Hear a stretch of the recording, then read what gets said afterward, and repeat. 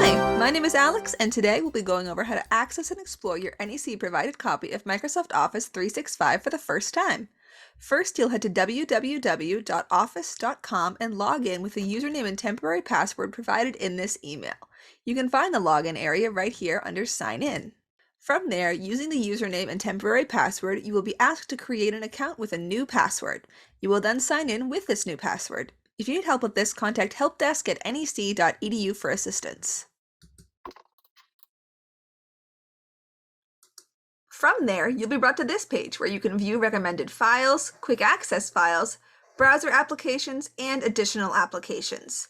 To download Office to your computer, select Install Office and choose to install normally or select another option. From there, you will download and open the Microsoft Setup Wizard found in your Downloads folder and follow the prompts as directed. For quick access to the other New England College apps and resources, select the waffle menu in the top left corner. All apps, and then explore as you choose. That's all for now, and I'll see you on campus.